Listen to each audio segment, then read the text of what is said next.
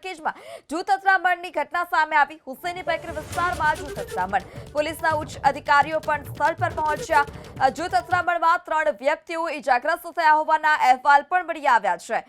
તો જૂથ અથડામણના દ્રશ્યો પણ સામે આવ્યા છે। વિસ્તાર સરખેજની આ ઘટના છે કે જ્યાં હુસૈની બેકરી વિસ્તારમાં જૂથ અથડામણ થયું હતું, જેમાં 3 જે વ્યક્તિઓ હોય તે 3 વ્યક્તિઓ ઇજાગ્રસ્ત થયાના અહેવાલ છે। પાઇપથી મારામારી પણ થઈ હતી। 2 જૂથ વચ્ચે હોકી અને પાઇપથી મારામારી કયા કારણોસર થઈ છે તેને લઈ પોલીસે પણ હાલ અત્યારે તપાસ હાથ ધરી છે। જૂથ અથડામણમાં 3 લોકો ઇજાગ્રસ્ત થયાના અહેવાલ છે। ત્યાં વાહનો જે પાર્ક કરેલા હતા ત્યાં વાહનોમાં પણ તોડફોડ કર્યા હોય તે પ્રકારના દ્રશ્યો પણ સામે આવ્યા છે।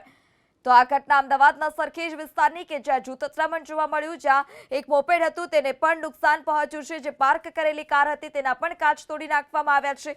હુસૈની બેકરી વિસ્તારમાં જૂથ અથડામણ થઈ હતી અને આ જૂથ અથડામણમાં 3 જેટલા લોકો ઈજા પહોંચી છે, તે હોસ્પિટલમાં સારવાર હેઠળ છે। બંને જૂથ વચ્ચે હોકી અને પાઇપથી મારામારી થઈ હતી। આ સમગ્ર ઘટનાને પગલે પોલીસના ઉચ્ચ અધિકારીઓ પણ સ્થળ પર હાલ અત્યારે પહોંચ્યા છે। તો અમદાવાદના સરખેજ વિસ્તારની આ ઘટના કે જ્યાં હુસૈની બેકરી વિસ્તારમાં જૂથ અથડામણ।